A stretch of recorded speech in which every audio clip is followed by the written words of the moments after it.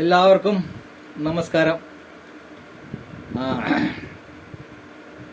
എല്ലാവർക്കും സുഖമെന്ന് വിശ്വസിക്കുന്നു. ഇന്ന് ഞാൻ ചർച്ച ചെയ്യാൻ പോകുന്ന വിഷയം എന്നാന്ന് വെച്ച് കഴിഞ്ഞാൽ, നമ്മുടെ നമ്മുടെ ട്രംപ് അണ്ണൻ എന്തുകൊണ്ട് ഇനാഗറേഷന് വിളിച്ചില്ല എന്ന യഥാർത്ഥ കാരണമാണ് ഞാൻ ഇന്ന് ഇവിടെ പറയുന്നത്. എന്താ കാരണം? ഇപ്പൊ എല്ലാം വലിയ ചർച്ചയായിരിക്കുക. സകലമാന ജേർണലിസ്റ്റുകളും പത്രപ്രവർത്തകരും രാഷ്ട്രീയക്കാരും കൊണ്ടുപിടിച്ച ചർച്ചയിലാണ്. എന്താ കാരണം? ഓരോരുത്തർ ഓരോ കാരണം പറയുന്നുണ്ട്. എന്നാൽ കാരണമൊന്നും അതൊന്നും അല്ല യഥാർത്ഥ കാരണം. യഥാർത്ഥ കാരണം വന്നിട്ട് വേറെ ചിലതാണ്. അതെന്താന്നുള്ളതാണ് ഞാൻ ഇന്ന് എല്ലാവരോടുമായിട്ട് പറയാനുള്ളത്. അപ്പോൾ സാധാരണ വന്നിട്ട് മൈ ഫ്രണ്ട് ഡൊണാൾഡ് ട്രംപ് ഒക്കെയാണ് വലിയ ഫ്രണ്ടൊക്കെ. ഇവിടെ പ്രശ്നം എന്നാണെന്നറിയാവോ?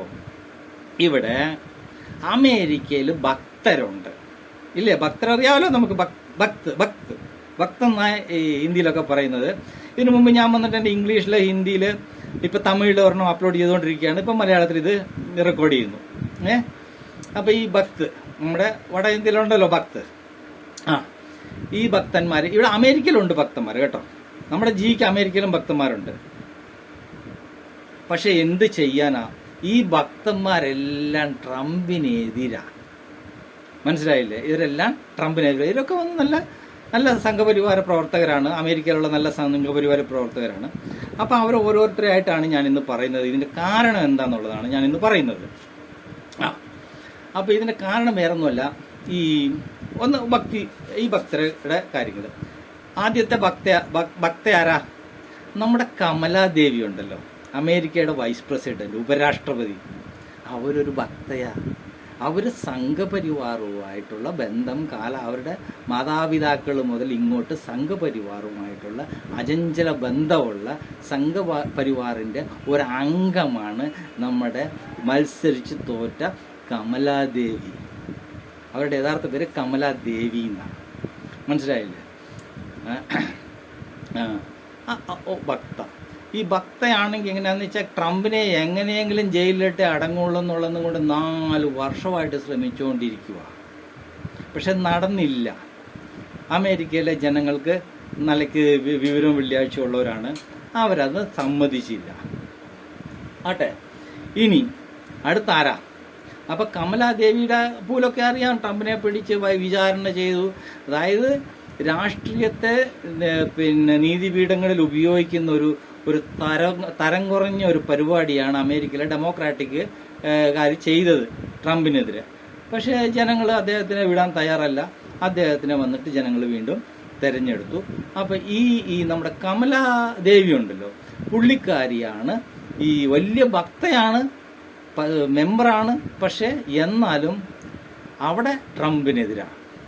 ഇനി നമ്മുടെ റോ ഖന്ന എന്ന് പറഞ്ഞ ഒരാളുണ്ട്. അതായത് കാലിഫോർണിയയിലെ 17ാമത്തെ ജില്ലയെ പ്രതിനിധീകരിക്കുന്ന ആളാണ്.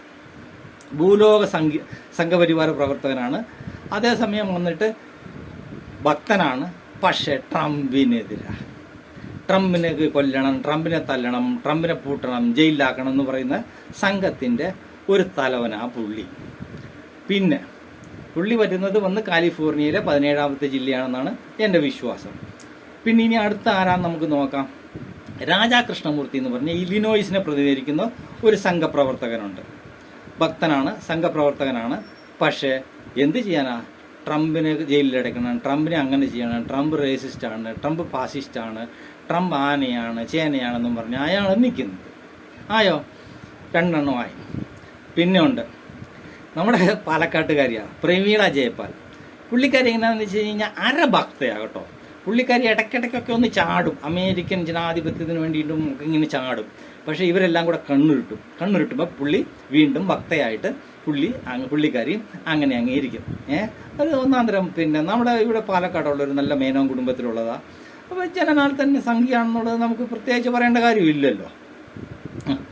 പിന്നെ എന്നാന്ന് വെച്ചാൽ ഇച്ചിരി വേറെ ഇടയ്ക്കിടയ്ക്കൊക്കെ ഒത്തിരി അസ്ഥിതി ഉണ്ടാവും. പിന്നെ അതങ്ങ് മാറും. പിന്നെ പഴയ പോലെ സംഘവുമായിട്ട് അങ്ങനെ ഒന്നിച്ച് നിൽക്കും. പിന്നെ ഉള്ളത് വന്നിട്ട് ആമി ബേര, ഈ ഗുജറാത്തുകാരനാണ്. പുള്ളിയും ഇതുപോലെ ഒരു ഭക്തനാണ് കേട്ടോ. അത് പുള്ളി പിന്നെ ഇപ്പോൾ ഒരു ഭയങ്കര ഭക്തനായിരിക്കുമല്ലോ. അത് സ്വാഭാവികമായിട്ട് ഒരു വലിയ ഭക്തനായിരിക്കുമല്ലോ. അപ്പം ഈ പുള്ളി ഇതുപോലെ തന്നെ ട്രംപിനെ എങ്ങനെയെങ്കിലും കൂട്ടിക്കയറ്റണം, ജയിലിനകത്താക്കണം എന്നൊക്കെ പറഞ്ഞ് നടക്കുന്ന ഒരു ടീമാണ്. അപ്പം അതായില്ലേ. അപ്പം ഇനി പിന്നെ ഉണ്ട് ശ്രീ തനേദാർ എന്ന് പറയും. പുള്ളി ശ്രീ തനേദാർ മിച്ചിഗണിന്നാന്ന് തോന്നുന്നു, മിച്ചിഗണിലെ 8ാമത്തെ ജില്ലയാന്ന് തോന്നുന്നു. അവിടെ നിന്നുള്ള അത് പ്രതിനിധീകരിക്കുന്ന ഒരു പാർലമെന്റേറിയനാണ്, കോൺഗ്രസ് മെമ്പറാണ് ഈ പുള്ളി. പിന്നെ ഒരു ഭക്തൻ, പിന്നെ സുഹാസ് സുബ്രഹ്മണ്യം, പുള്ളി വിർജീനിയ എന്നാണ് തോന്നുന്നത്, വിർജീനിയയിലെ 3ാമത്തെ ജില്ലയും കണ്ടാണ്. പിന്നെ ഇവരൊക്കെ, പിന്നെ നമ്മുടെ സത്യ നടേല, പിന്നെ സുന്ദർ പിച്ചെ, ഇവരൊക്കെ വന്നിട്ട് അറിയാമല്ലോ, ഡെമോക്രാറ്റിക് പാർട്ടി ഇവർക്കൊക്കെ വന്നിട്ട് സാമ്പത്തികമായ സഹായങ്ങളും ചെയ്യും, എല്ലാ തരത്തിലുള്ള സഹായങ്ങളും ചെയ്യും. പരമഭക്തരാണ്, സംഘപരിവാര അംഗങ്ങളാണ്. പക്ഷേ എന്ത് ചെയ്യാനാ, അവിടെ ട്രംപിനെതിരാണ് അവരുടെ കാര്യങ്ങളൊക്കെ. അപ്പോൾ 4 കൊല്ലം ഈ ട്രംപിന് ഇത് അറിയത്തില്ലായിരുന്നു, ഇത് എന്നെ കളിയെന്ന് അറിയത്തില്ലായിരുന്നു. കാര്യം ഇയാൾ വരുന്നു, അപ്പോയിൻമെൻ്റ് എടുത്ത് വരുന്നു, ചോദിക്കുന്നു, പിന്നെ പറയുന്നു ഡൊണാൾഡ് ട്രംപ് മൈ ഫ്രണ്ട്, അങ്ങനെയാ ഇങ്ങനെയാന്ന് നമ്മുടെ പറയുന്നു. അപ്പോൾ ട്രംപ് വിചാരിച്ചു അങ്ങനെ ആയിരിക്കും എന്ന് പറഞ്ഞു. പക്ഷേ ട്രംപ് ഇരുന്ന് ആലോചിച്ച് 4 കൊല്ലം ഇരുന്ന് ആലോചിച്ച് പലതും നോക്കുമ്പോൾ എന്നാ, ഇതിൽ ഈ നമ്മുടെ ജിയുടെ പ്രസ്ഥാനത്തിൽ ജിയോട് ചേർന്ന് പ്രവർത്തിക്കുന്ന അമേരിക്കയിലുള്ള എലൈറ്റ്, അതായത് വെണ്ണപ്പാളി, ഇന്ത്യയിൽ നിന്ന് പോയിട്ടുള്ള വെണ്ണപ്പാളി, ഈ വെണ്ണപ്പാളി മുഴുവൻ വന്നിട്ട് ട്രംപിനെതിരെയാണ് ഈ ഭക്തരെല്ലാം. ഇപ്പം മനസ്സിലായോ എന്തുകൊണ്ടാണ് ട്രംപ് ഇൻവൈറ്റ് ചെയ്യുന്നത്? പിന്നെ ട്രംപിന്റെ സ്വഭാവമാണ്. ഇനി എന്നൊക്കെയാണ് നടക്കാൻ പോകുന്നത്, എന്തൊക്കെ പൂലുകളാണ് നടക്കാൻ പോകുന്നത്. ജയശങ്കറിനാണെങ്കിൽ വന്നിട്ട് മാസം ഒരു പ്രാവശ്യം അമേരിക്ക പോകും, ഒരു ഫ്ലാറ്റ് എടുത്തിട്ടിരിക്കാന്നാണ് കേട്ടെ. അത് ജയശങ്കർ സെപ്റ്റംബറിൽ പോയി, ഒക്ടോബറിൽ പോയി, നവംബറിൽ പോയിട്ടുണ്ടോ ഇല്ലയോ എന്ന് എനിക്ക് സൂക്ഷ്മം അറിയത്തില്ല. പിന്നെ ഇതേ ഡിസംബറിൽ പോയിരിക്കുന്നു. അവിടെ പോയി 5-6 ദിവസം നിന്ന് നോക്കി.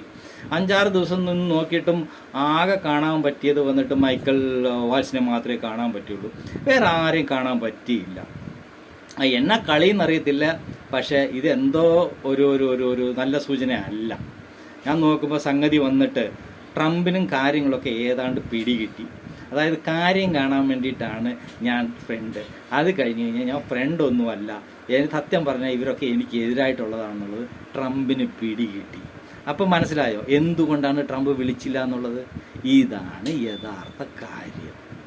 ഓക്കെ, അപ്പം ഇത് കണ്ട എല്ലാവർക്കും ഞാൻ എൻ്റെ നന്ദി അറിയിക്കുന്നു. പ്രോത്സാഹിപ്പിക്കുക.